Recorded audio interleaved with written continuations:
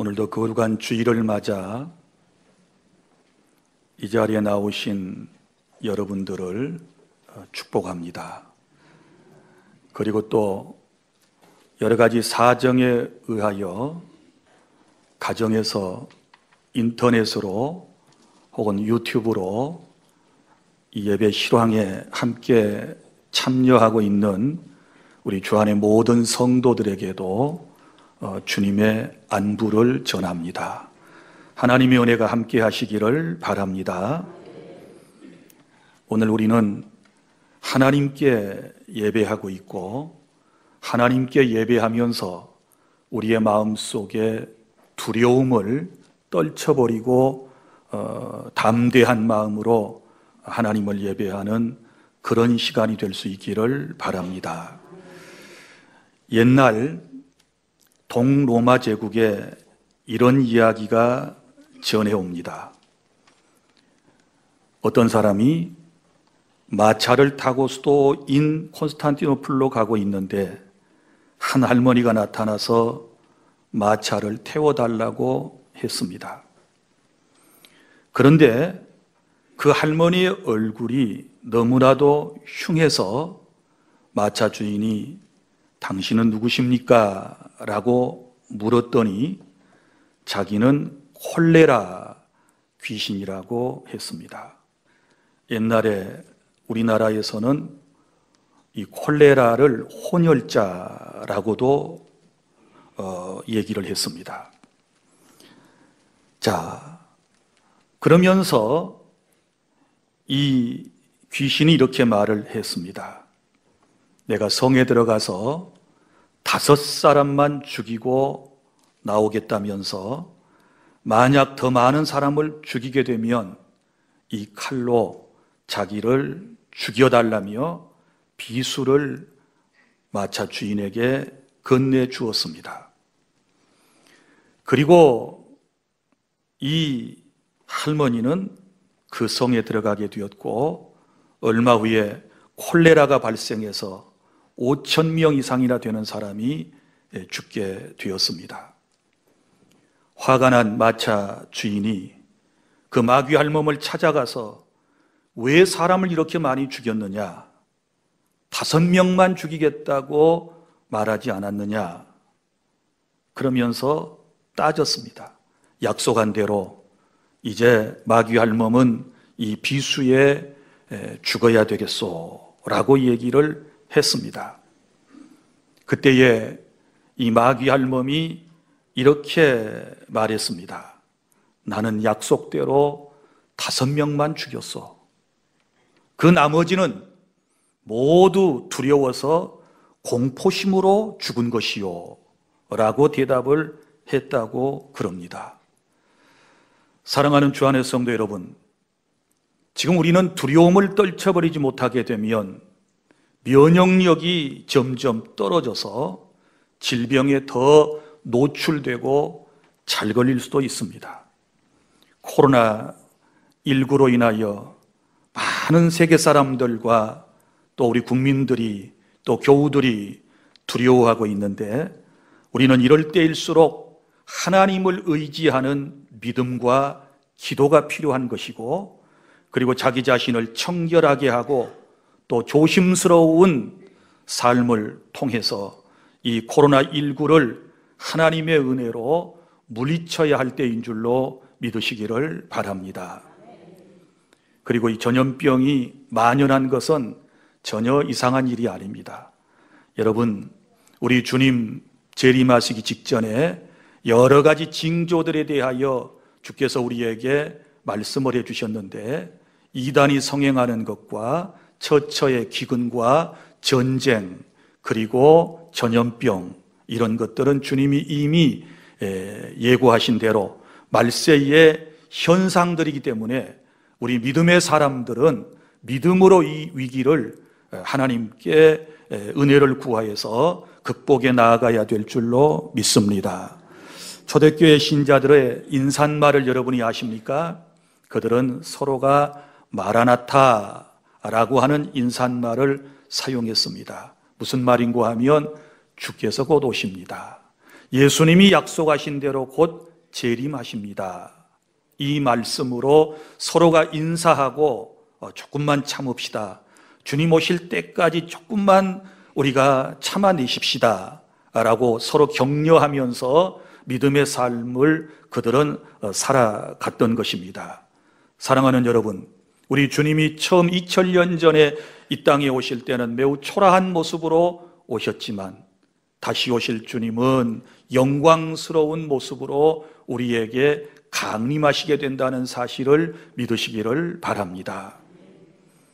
그런데 이 말세를 살아가는 사람들의 특징 가운데 하나가 무엇인가? 여러 가지 특징이 있는데 디모데후서 3장 4절에 이런 말씀이 나옵니다.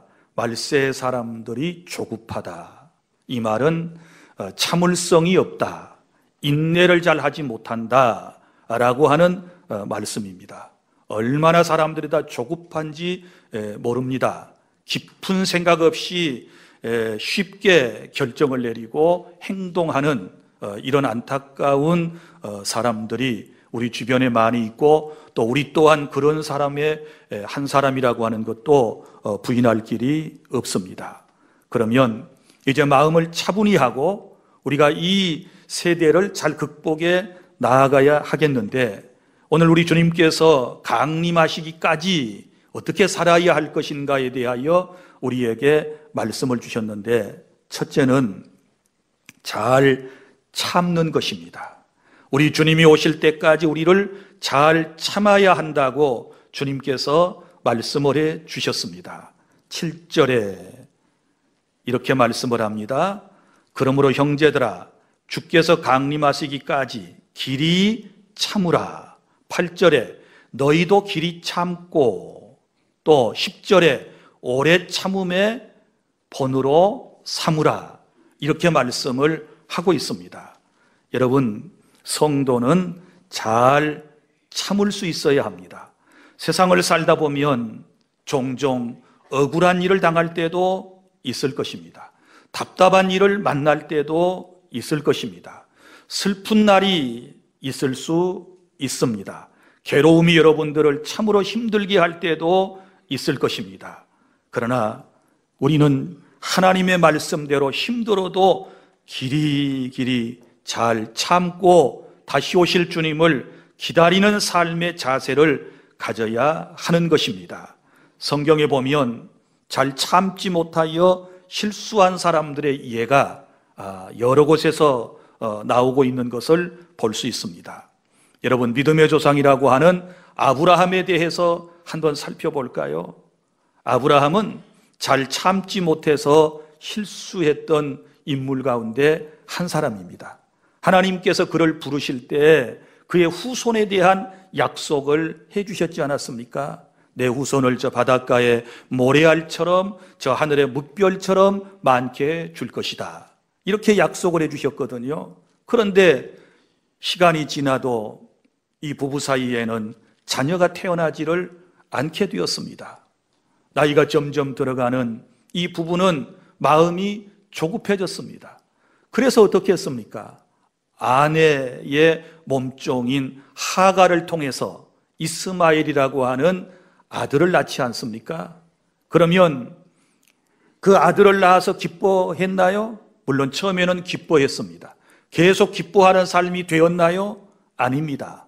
나중에 진짜 하나님께서 약속하신 아들이 이제 사라를 통하여 이 땅에 태어나게 되었을 때 가정에는 불화가 생겼습니다. 가정에는 오히려 어려움이 생겼습니다. 여러분, 오래 참지 못하고 하나님의 약속을 참지 못하고 행했던 그 일로 인하여 아브라함의 후손은 지금도 싸우고 있습니다. 여러분, 이삭의 후손은 이스라엘 백성이고, 그리고 이스마엘의 후손은 누구입니까? 바로 아랍 사람들 아닙니까? 이 두 세력이 지금도 싸우고 있습니다. 사랑하는 성도 여러분, 참아야 합니다. 하나님의 약속을 믿고 참을 수 있어야 될 줄 믿습니다. 에서라고 하는 사람도 보십시오. 참지 못해서 일평생을 후회하고 살았던 인물 가운데 하나입니다. 사냥하고 돌아와서 그 배고픔을 참지 못하고 동생 야곱에게서 장자의 명분을 팥죽 한 그릇에 넘겨주지 않습니까? 동생에게 넘겨줘 버리게 돼요. 그로 인하여 장자의 명분이 동생에게로 넘어가게 됐고 평생을 후회하며 에서는 인생을 살아가는 것을 볼 수 있습니다. 또 이스라엘 백성들의 모습을 보십시오. 이스라엘 백성들이 하나님의 은혜로 출애굽했습니다. 그리고 시내산까지 왔습니다. 하나님의 말씀을 받기 위하여 모세가 시내산에 올라가서 40일 동안을 금식하며 기도하고 이제 주의 말씀을 받습니다.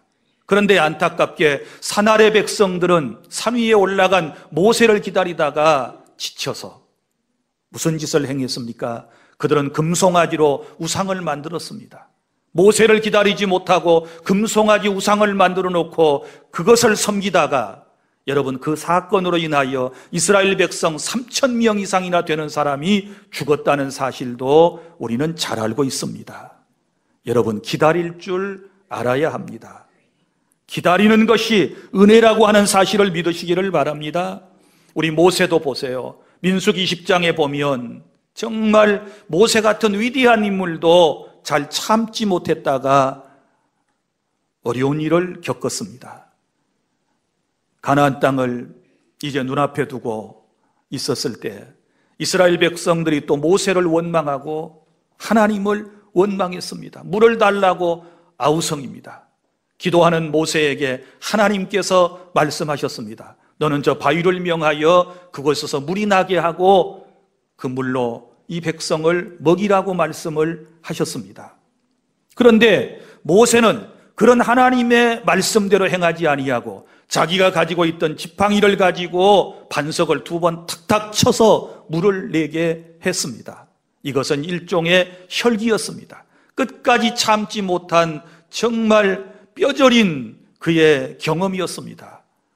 이 일로 인하여 모세는 하나님의 거룩함을 하나님의 목전에서 드러내지 아니하였기 때문에 약속의 땅 가나안에 들어가지 못하고 죽게 될 것이라고 하나님께로부터 선고를 받지 않습니까?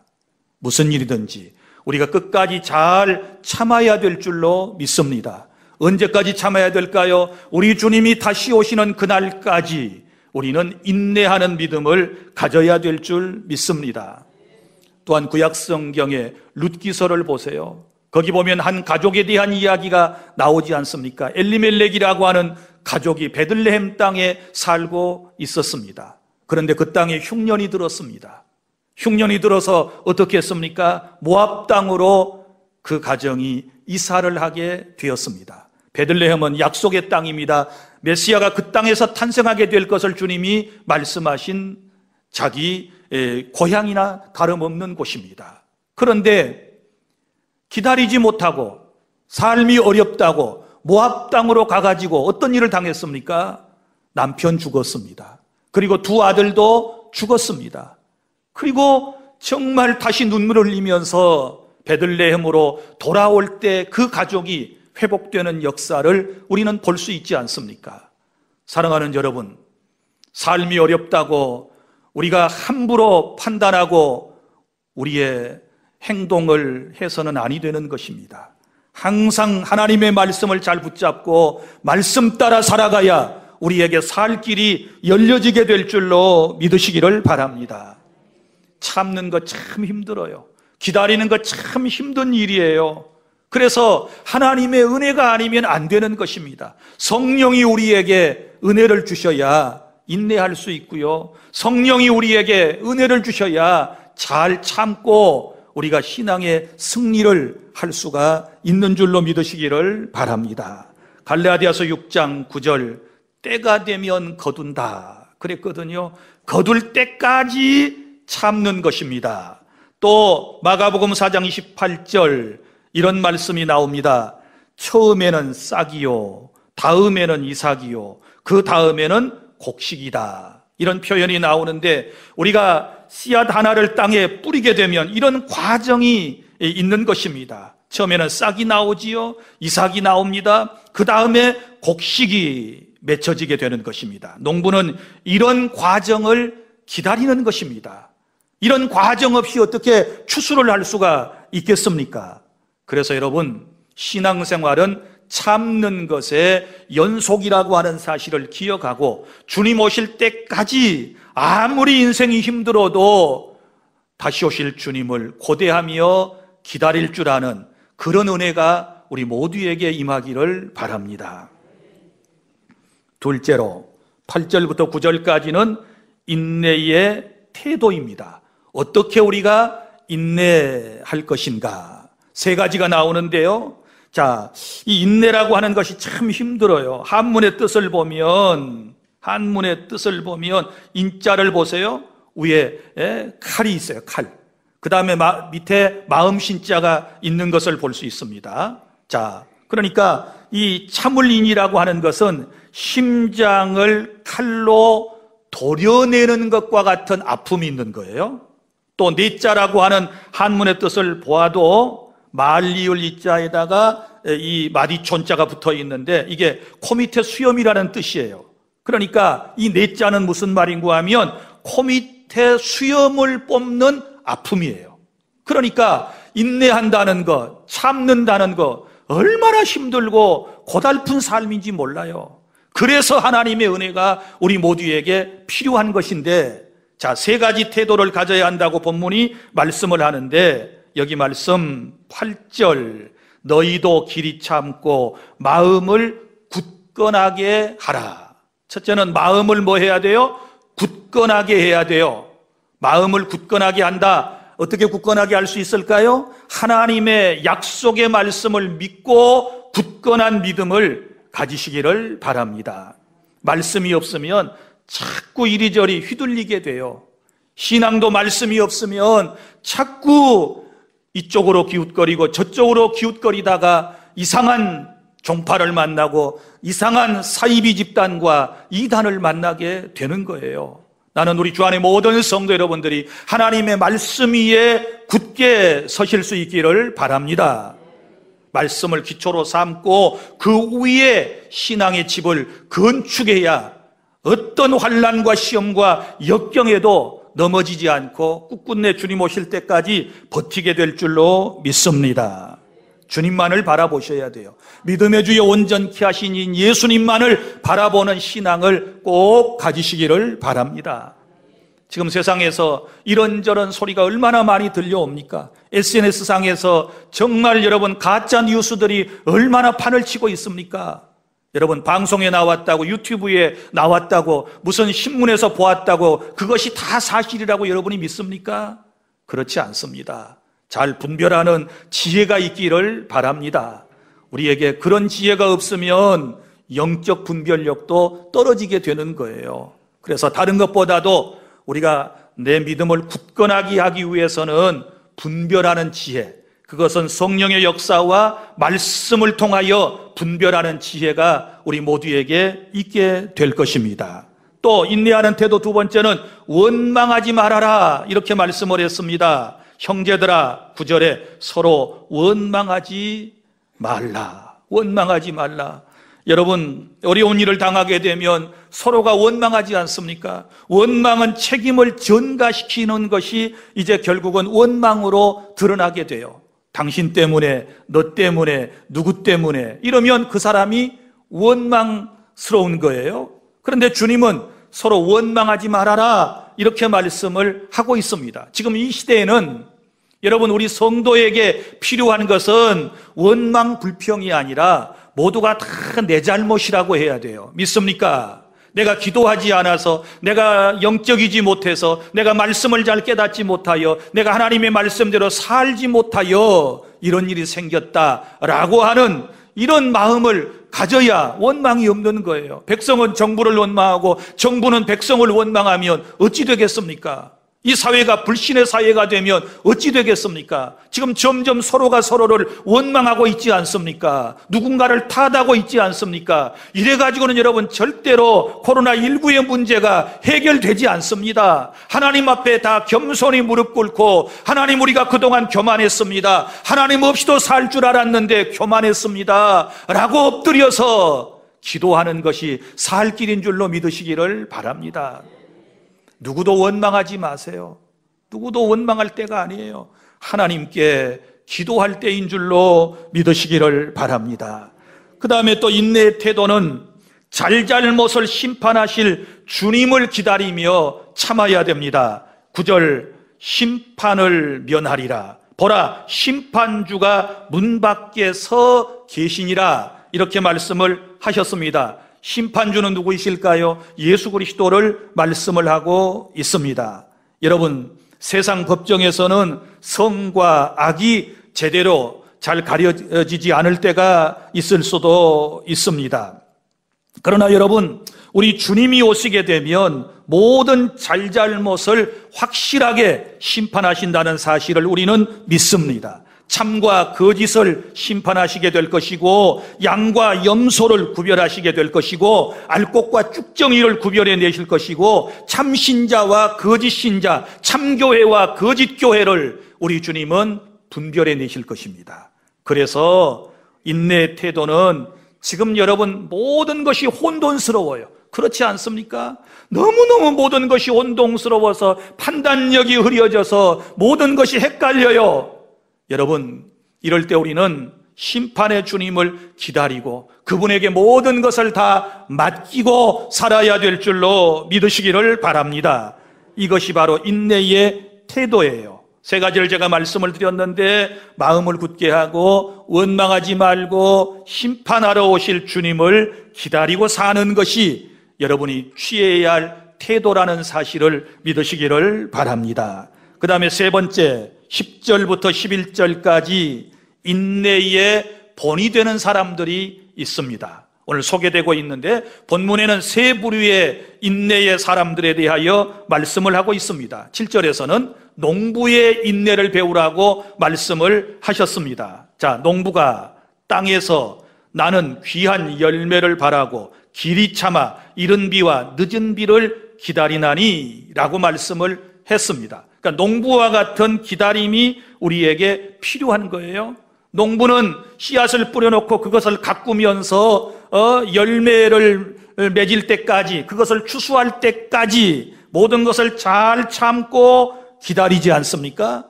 우리가 살아가는 삶이 그래야 돼요. 농부와 같은 마음을 가져야 될 줄로 믿으시기를 바랍니다. 조급한 마음을 가지고서는 아무것도 얻을 수가 없답니다.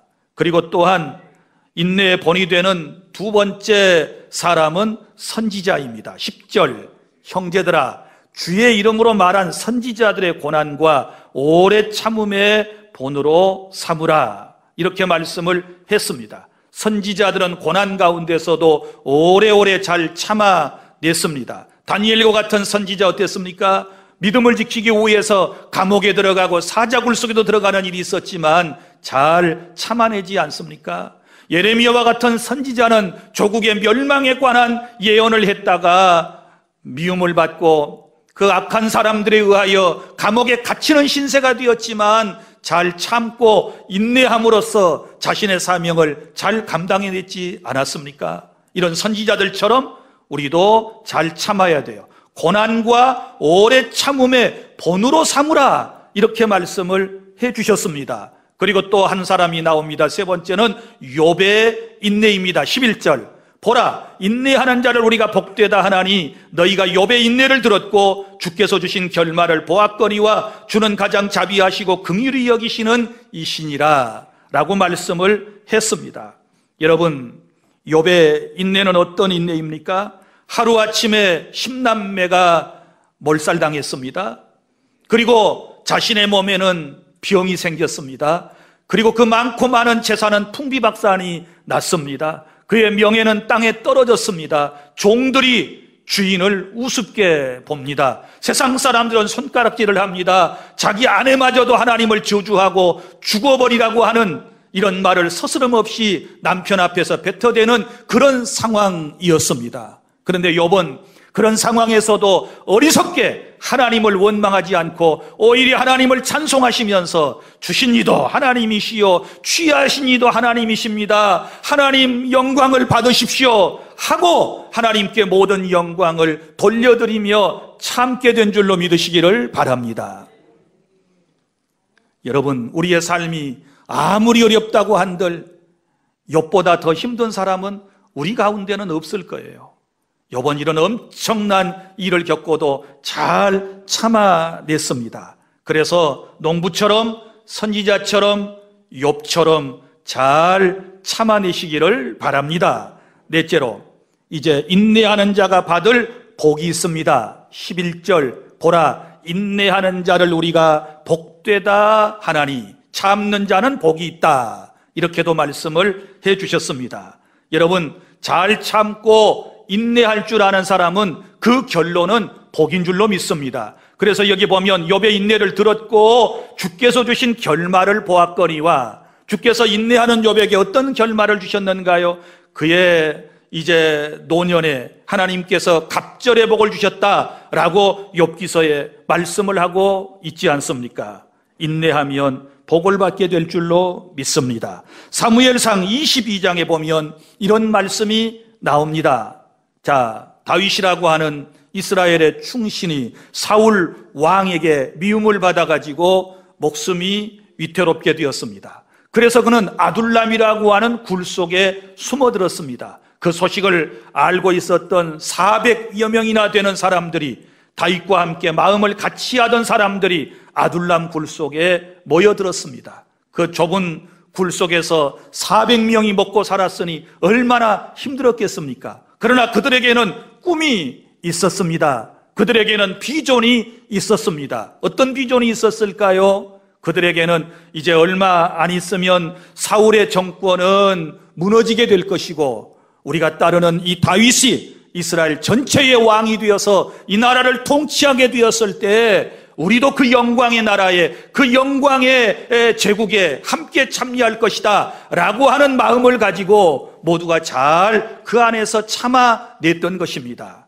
그랬더니 그들에게는 좋은 날이 와서 사울왕이 폐위되고 다윗이 왕이 되고 그들은 내각의 다 중요한 인물로 여러분 쓰임을 받았다라고 하는 사실을 믿으시기를 바랍니다. 지금 우리의 삶이 굴속과 같을 수 있습니다. 너무 껌껌합니다. 너무 힘듭니다. 숨쉬기조차도 곤란합니다. 사람들에게 부딪혀서 이리 부딪히고 저리 부딪혀서 그렇게 살아갑니다. 우리의 삶이 참으로 불편할 수도 있습니다. 그러나 여러분 기다리십시오. 우리 주님은 다시 오십니다. 할렐루야. 우리 주님이 다시 오실 때까지 우리가 믿음으로 참고 인내하면 반드시 좋은 날이 찾아오게 될 줄로 믿습니다. 그리고 또한 여러분, 탕자의 이야기를 기억해 주십시오. 어느 한 집에 두 아들이 있었습니다. 어느 날 작은 아들이 아버지에게 자기에게 돌아올 분깃을 미리 달라고 그래가지고 그것을 정리해가지고 먼 나라로 떠나갔습니다. 가서 허랑방탕했습니다. 나중에 거지가 되어서 돌아오지 않습니까? 그런데 보세요. 거기에 그 아버지의 놀라운 인내가 나옵니다. 아버지의 사랑이 나옵니다. 아버지는 그 아들이, 둘째 아들의 집을 나가자마자 다시 돌아오기를 기대하면서 대문간에서 날마다 저 멀리를 바라보고 있었던 그 아버지의 사랑을 우리는 잘 알고 있습니다. 기다리고 기다렸더니 못난 아들이라고 포기하지 않았는데 기다리고 기다렸더니 나중에 깨닫고 돌아오지 않습니까? 기다리면 좋은 날이 올 줄로 믿습니다. 자식을 위하여 기도하신 분들 끝까지 기도하시기를 바랍니다. 가족을 위해서 기도하시는 분들 끝까지 기도하시기를 바랍니다. 누군가를 위하여 기도하시는 분들 끝까지 기도하시기를 바랍니다. 참고 인내하면 좋은 날이 올 줄 믿습니다. 회복의 날이 올 줄로 믿습니다. 그래서 기다리던 아버지는 사랑하는 둘째 아들을 껴안고 환영하지 않습니까? 사랑하는 주 안의 성도 여러분, 열왕기상 18장 41절부터 46절에 보면 엘리야의 기도가 나옵니다. 가뭄이 들었습니다. 3년 6개월 동안 비 한 방울 내리지 않습니다. 엘리야가 산에 올라가서 기도합니다. 비를 내려달라고 기도합니다. 그런데 여러분, 그의 기도가 한 번에 응답이 되었던가요?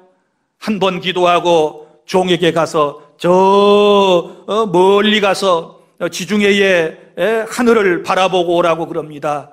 한 번 가서 보고 옵니다. 아무것도 없는 맑은 하늘입니다. 두 번 기도하고 또 한 번 가서 하늘을 보고 오라고 그럽니다. 아직도 아무 구름도 생기지 않았습니다. 세 번, 네 번, 다섯 번, 여섯 번 계속 나아가서 확인을 하게 했더니 손바닥만큼한 구름이 떠올랐습니다. 그리고 기도할 때마다 그 구름이 점점 커졌습니다. 나중에는 먹구름이 되었습니다. 그리고 엘리야가 기도한 대로 소낙비가 쏟아지게 된 줄 믿습니다. 할렐루야. 우리의 기도가 이런 것입니다.